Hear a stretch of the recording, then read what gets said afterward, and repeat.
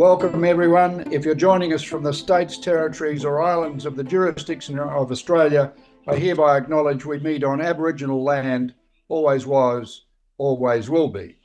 This is a podcast or vodcast under the auspices of John Menadew's Policy Forum, Pearls and Irritations.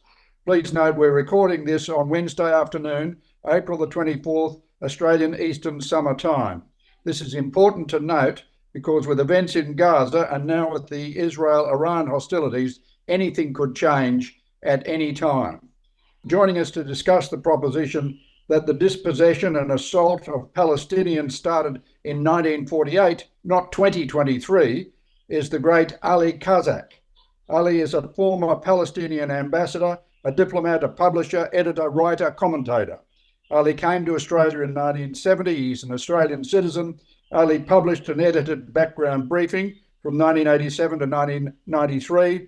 He wrote the book The Jerusalem Question in 1997, and he's the author of Australia and the Arabs 2012. In 1981, the Palestinian Liberation Organisation appointed him as Palestine's representative in Australia and the region. His diplomacy resulted in New Zealand's recognition of the PLO in 1982 and later recognition of the State of Palestine by Vanuatu, Papua New Guinea and East Timor. He was non-resident ambassador to these countries. And Ali's influence and impact in Australia is clear with the establishment of cross-party parliamentary Friends of Palestine from 1999 in Australia, New Zealand and various state parliaments.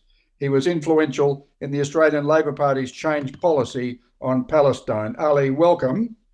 I acknowledge your distress and grief about the plight of your Palestinian people in Gaza, 34,000 plus estimated dead, tens of thousands injured, bodies unrecoverable from the rubble of mass graves in the latest news reports. Ali, I know you're gravely frustrated with the Australian mainstream media's failure to describe this as Israel's bloodbath in Gaza and as clear evidence of a genocidal intent. Can you now acknowledge that the plight of the Palestinians, with images and reports which have reached those of us outside Gaza, has moved the entire world community to greater recognition of your cause? Well, thank you very much, Quentin.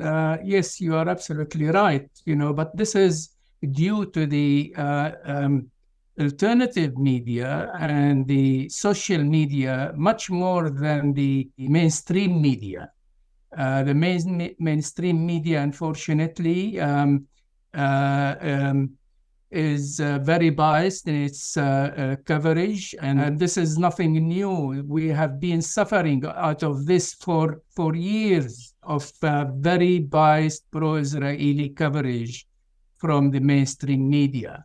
And I have made numerous complaints throughout the years and many others also about this one-sided coverage. And more so is what they do not cover.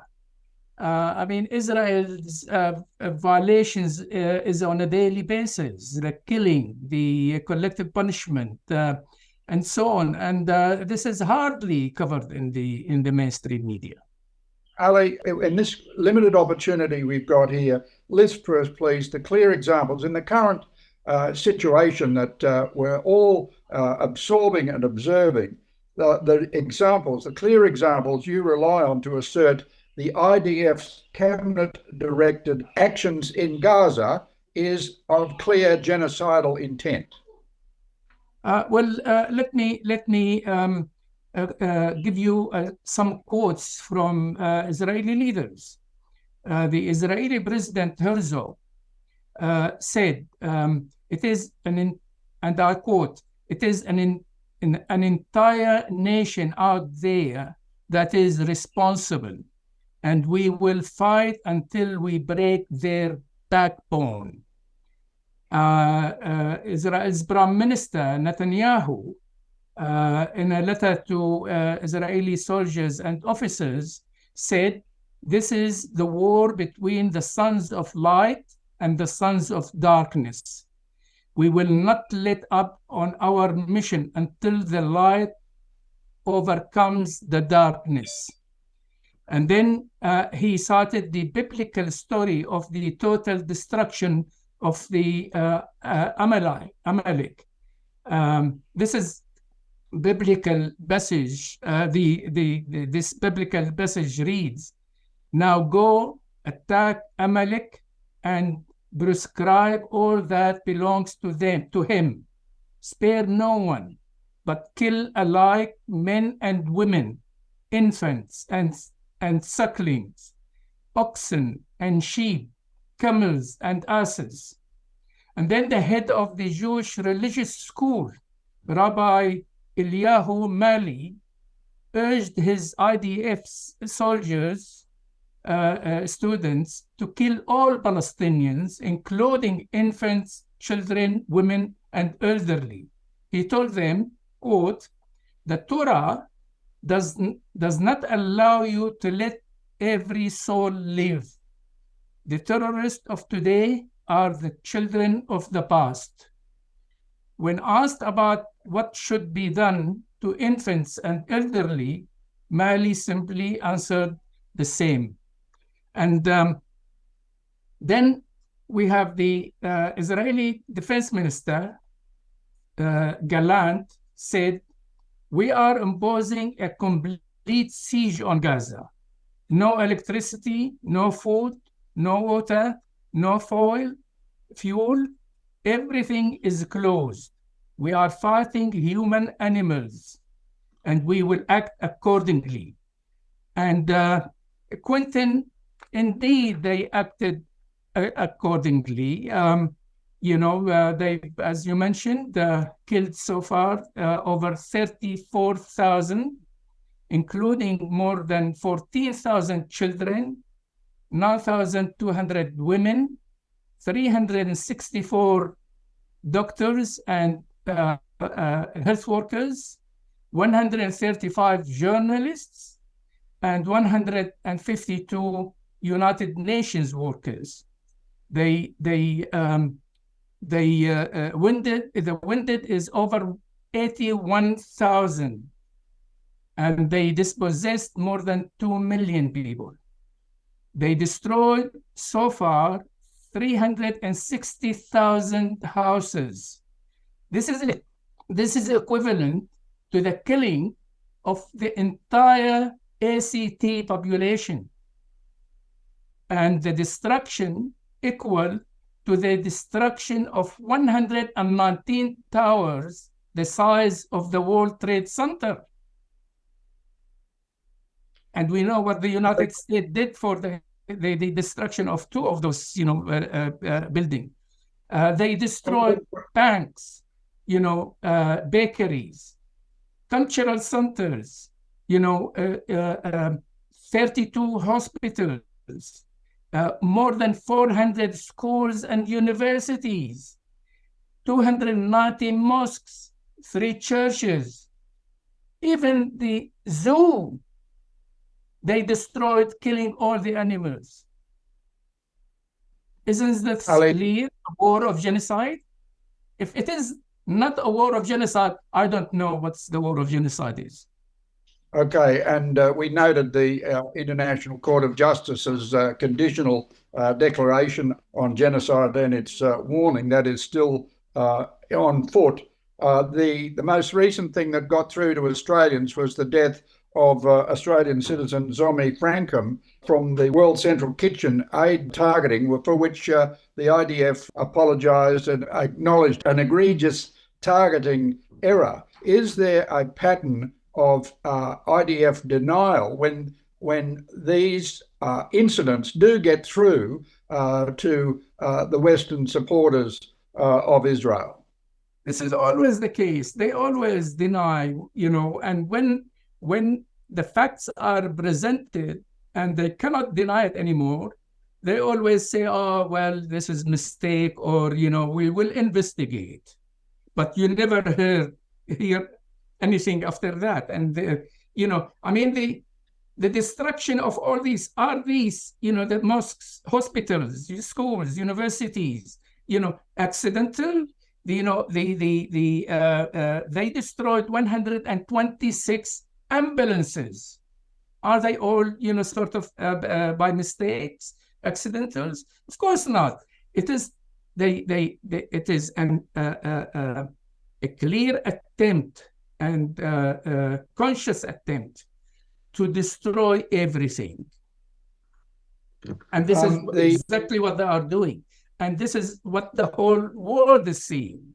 I note that the IDF and Israel has failed to provide evidence to an independent inquiry into alleged Hamas infiltration of UNRWA, the United Nations Relief and Workers Agency. Is that perhaps part of the pattern of obfuscation and not being held to account even by those allies like Australia and the United States?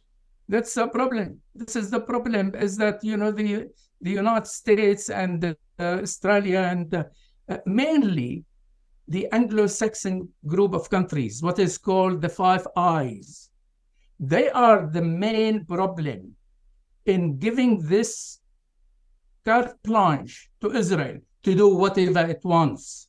There's geopolitical support for Israel, and particularly now with the hostilities with Iran after the Damascus raid and the launching of Iran's drones and missiles directly onto Israeli territory. Doesn't that now force countries like Australia and the United States to clearly state, if this escalates into a conflict with Iran, we'll all back Israel? Backing Israel for what? To do more killing? To use nuclear bombs? Backing, the Iranians were retaliating to Israel's, bombarding their consulates in Damascus, killing a number of Iranian officials. The problem, as I said, is with the United States and its allies, including Australia, where, Quentin, compare the stand of the United States, Australia, and Britain, and those Five Eyes, so-called group of countries, to their stand with Ukraine.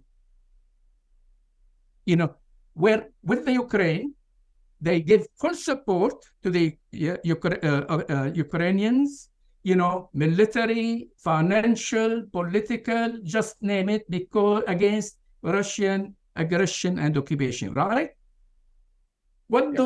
How could they justify taking exactly the opposite stand in supporting Israel's occupation, Israel aggression, Israel killing, and compare what Israel is doing now in for the last 7 months in Gaza to what Russia did in Ukraine. There is no comparison. Well, Can you imagine if presumably, Ali, it's because Israel is a declared democracy, as is Ukraine, or declares itself to be a democracy, such as we know democracies are corruptible as well as authoritarian states. Yeah, this is a joke.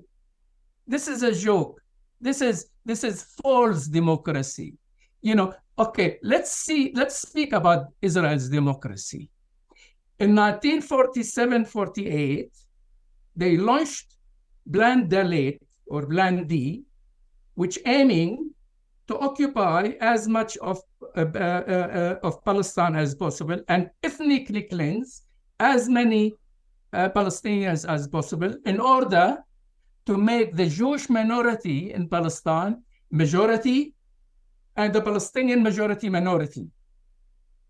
And then they declared the State of Israel on 78% of Palestine, far beyond what the United Nations partition, gave them for a Jewish state. So it is a forced democracy to start with.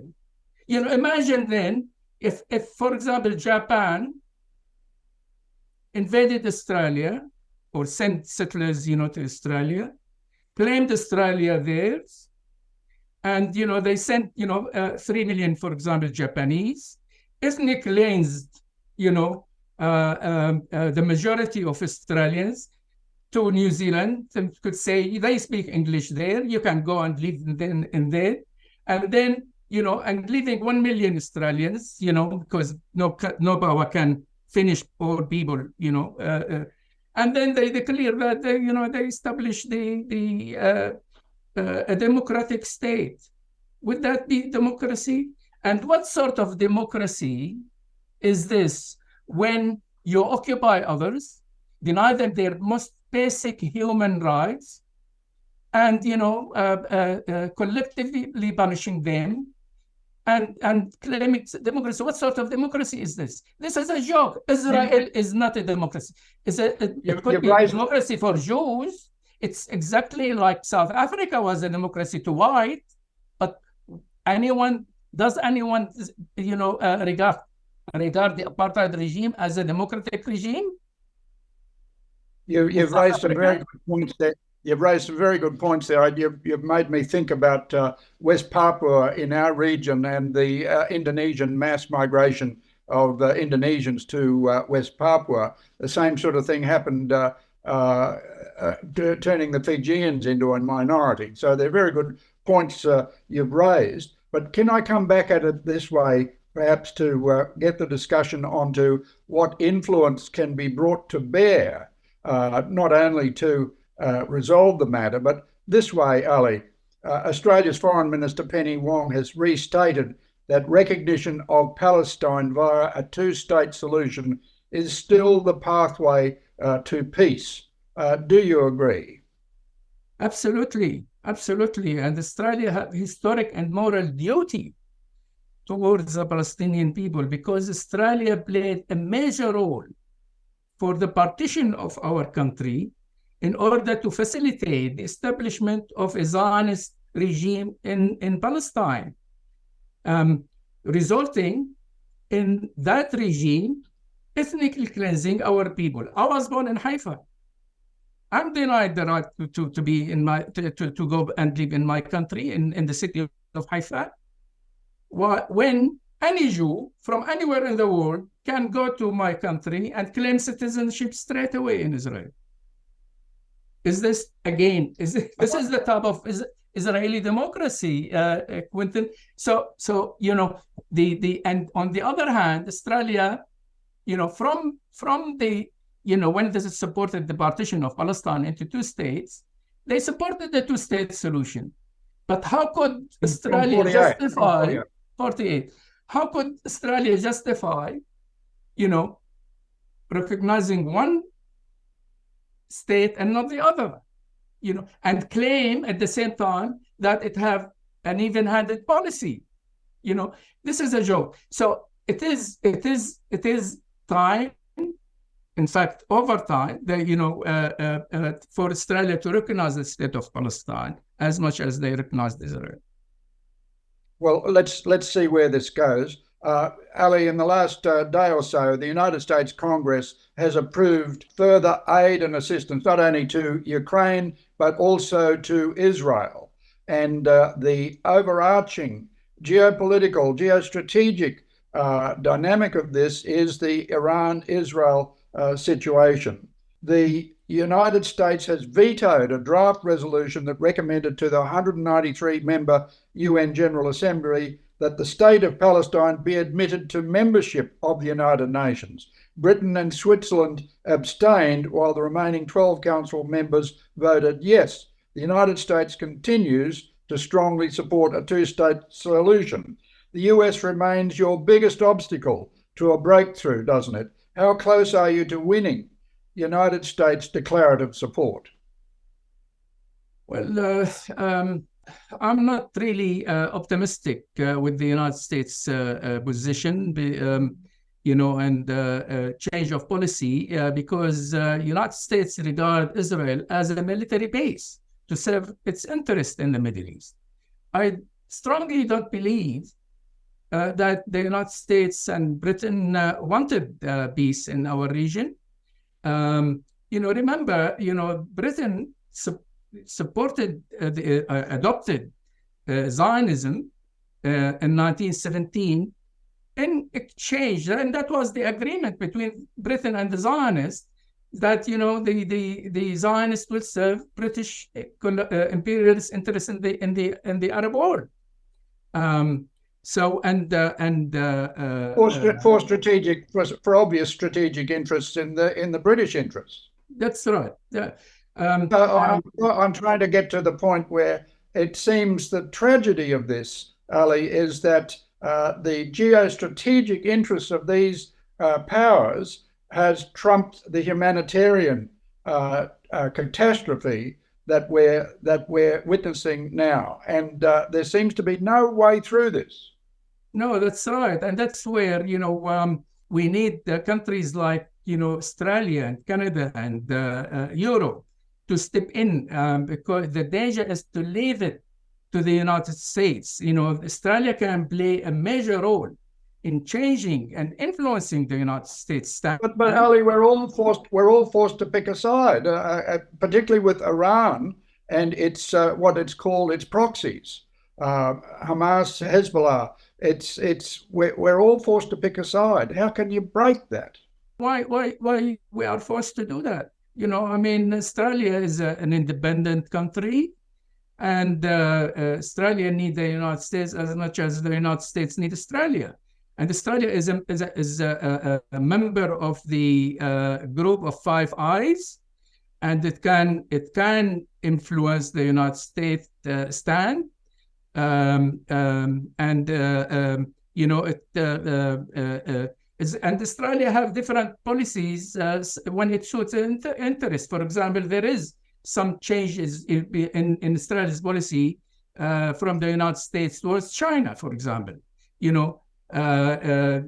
Australia, took different stand and withdrew from Vietnam, before the United States ended that war. And that played also a very important role in changing the United States policy towards Vietnam during the war. So there are precedents where Australia can play a positive role. And that's where, everyone is extremely disappointed with Anthony Albanese's government, that, they are not taking that independent, positive role and playing that positive role in international affairs. Well, it's obvious that Albanese doesn't think that Australia has much influence anyhow. I'll get to a question about domestic response to this catastrophe shortly. But for our audience and my own sake, Ali, I want you to please address this question. Help me to understand, and our audience to understand, those who are lacking knowledge like myself, the genesis and evolution of Hamas in Gaza as an armed militia which took over civil governance. Well, Hamas is a national Islamic movement, for the liberation of Palestine from Israel's colonialism. On the other hand, there are, why the international community and those Western governments never speak about, the religious, extremist, racist, Jewish parties in Israel, such as the National Religious Party, which is led by the Minister of Finance, Smotrich, and the Jewish Power Party, led by Minister of National Security, Ben Gvir, and the Likud Party. The Likud Party, in its constitution, it's against the right of Palestine to exist, and they are for and these extremist elements. Sorry to cut in, but these extremist elements also have the capacity to assassinate Israeli leaders who are prepared to go down the track of the two-state solution. And particularly with what's known as the settler movement, which has been reported in mainstream SBS, for example, in looking at the settler momentum over the last 20 or 30 years. Yeah, absolutely. I mean, they assassinated Rabin, in fact, Rabin's wife, Mrs. Rabin, accused Netanyahu of, also, playing part and against for the assassination of Rabin. So the problem is that, when they speak about, at least here we have the two sides. Hamas, and Hamas was democratically elected in 2006, and on the other hand, the occupier and oppressor and colonizer, Jewish parties, extremists, and so on. But they focus on Hamas, the oppressed and the occupied, but not on the occupiers and so on. So, here is the balance. It is clear hypocrisy and double standard. And that's something we have been suffering out of for years. I just may give you another example. I mean, when we speak about Quentin, very often, we are asked to recognize the right of Israel to exist. Now, this begs the question: is that what is Israel? And what is the ideology governing in Israel? And what is the Palestine question? And if you don't mind, I'd like to address those issues because they are the central of the conflict in our region. Well, it's about possession and dispossession. Yes. More than that, I mean, from the father of Zionism, Herzl, in his book *The Jewish State* in 1896. Described his project as colonial project. And the first Zionist conference in 1897 described also the project as a colonial project. On the other hand, all the mainstream parties in Israel are Zionist. They belong to the Zionist ideology. So,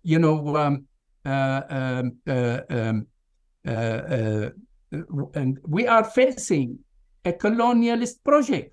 And when they established Israel in 1948, they ethnically cleansed, as we mentioned, over 70% of the Palestinian people and denied us our right to return, mainly because it happened that we were born from non-Jewish mother, according to that ideology. So it this is the core of the whole Palestine issue, is the right of the Palestinian refugees to return back home.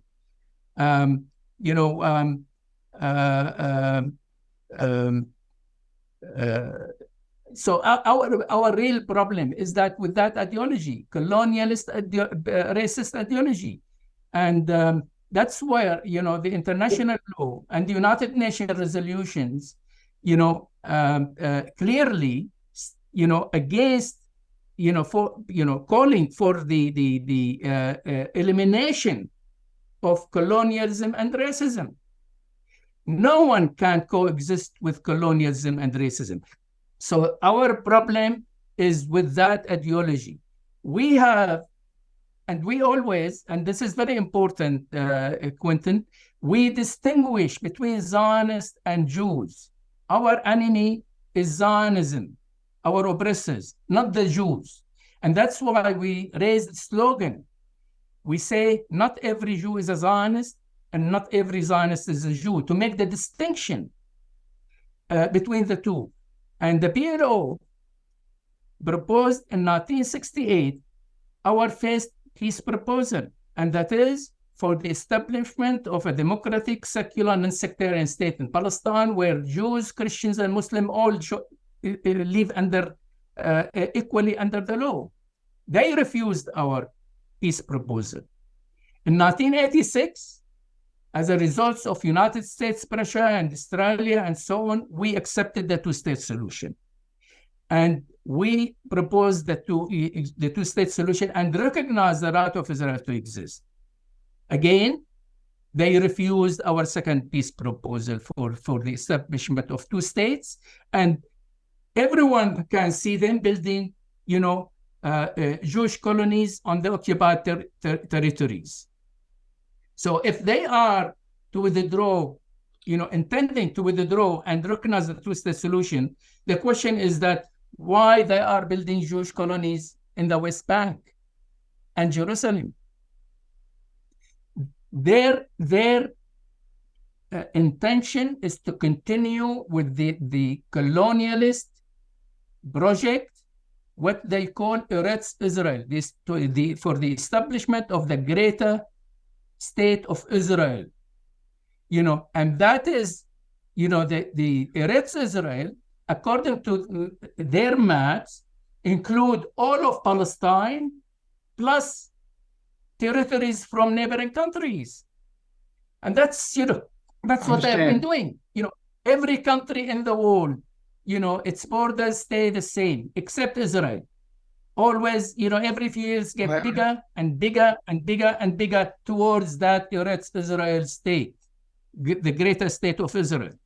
I understand, Ali. I noticed that Israel's head of military intelligence has resigned over the intelligence failures to detect Hamas's October 7th raid, indiscriminate killing of Israelis, the seizing of hostages, which galvanized support around the world for the state of Israel and its problems. How do you explain Hamas's action in committing this atrocity? I know you've covered the history of Israel's apartheid. It's been analogous to an apartheid regime and the coercive control of the Palestinians. But how do you explain Hamas's action in committing this atrocity? Because it's where many people strongly support the fight of the State of Israel. Well, let's see, again, as you mentioned, Quentin, the issue did not start on the 7th of October last year, where it started from the time Israel was established and ethnically cleansed and committed over 70 Nelson Mandela in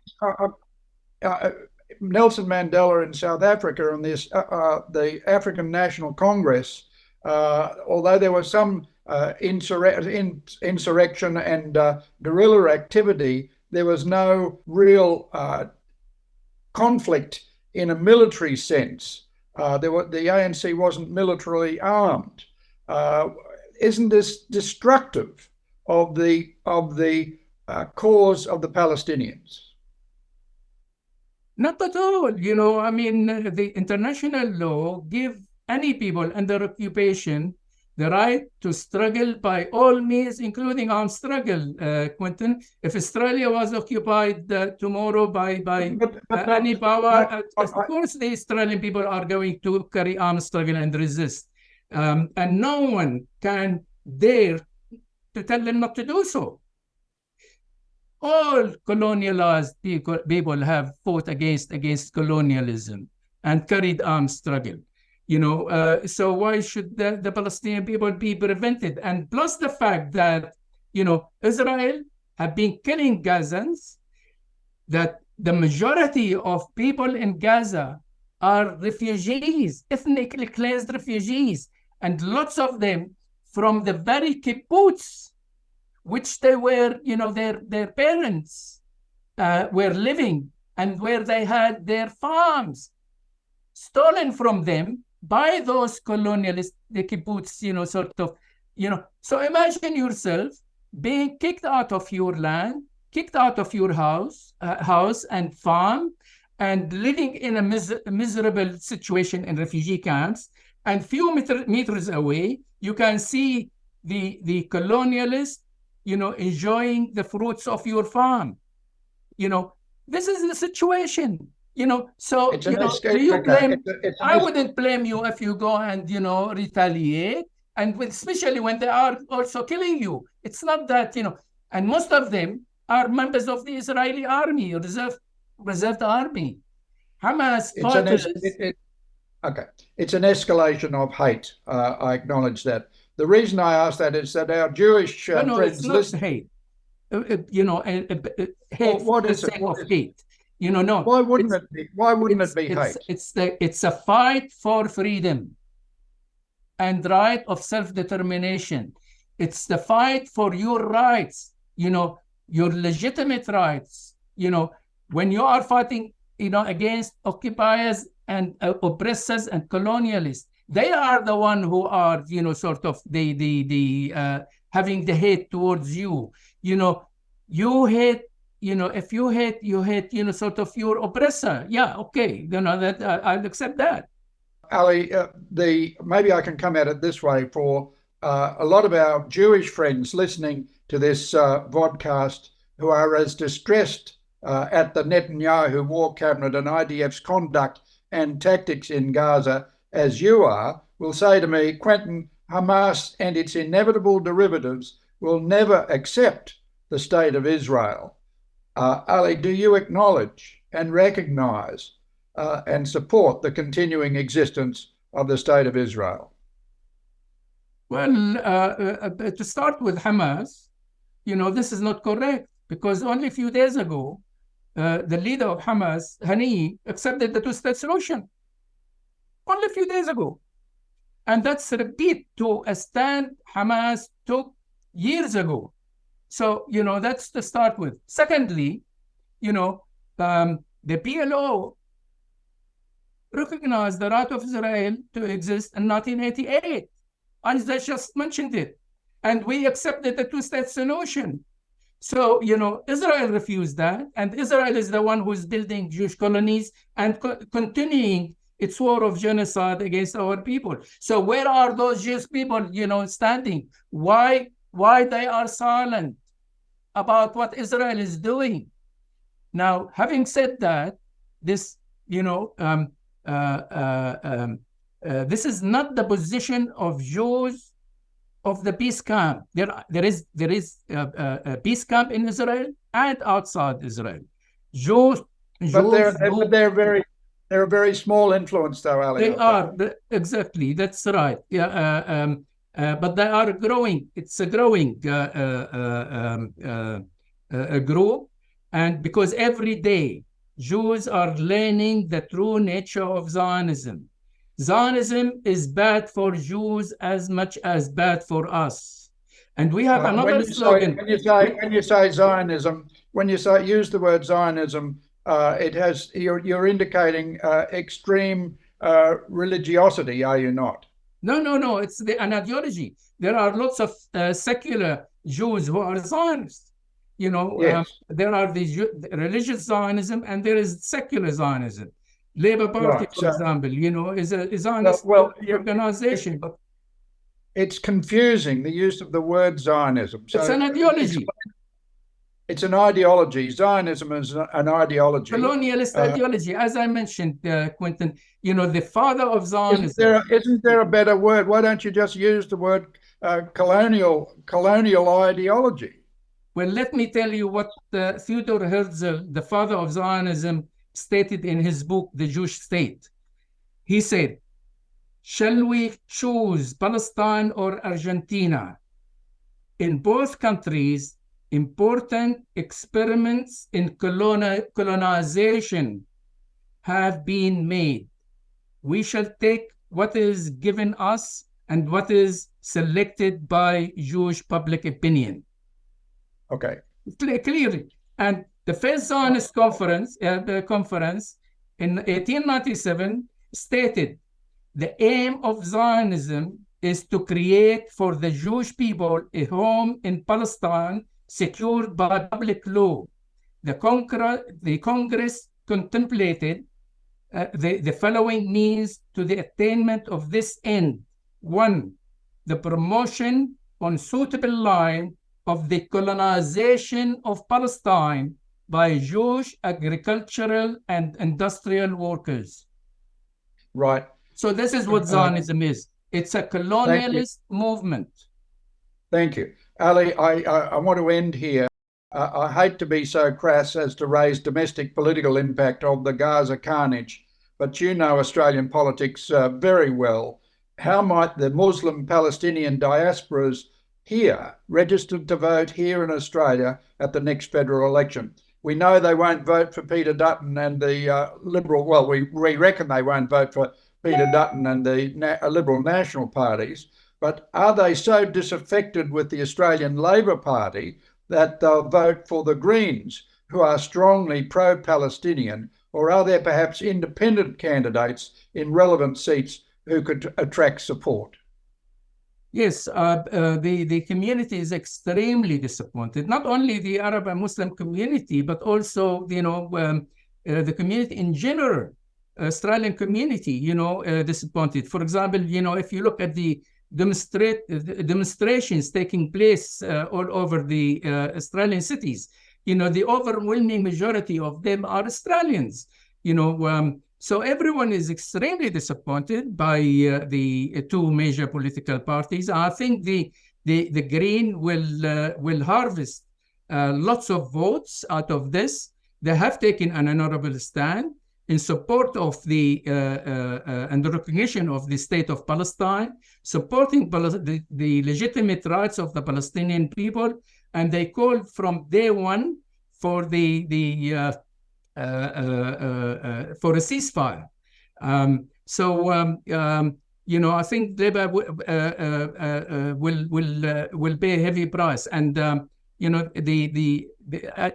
if we speak about the Arab Muslim vote, the Arab Muslim vote, according to the last census, general census, and the last federal election results, our community's vote can influence at least 21 federal seats. Most of them, 15 of them, are held by Labour, 5 held by Liberal, and 1 by Independent. I think this is going to change the next election. Well, we will see on that point, Ali. You've been wonderful. Thanks very much for engaging with me and helping us to go through this despair together. Ali Kazak, thanks very much indeed. Thank you very much.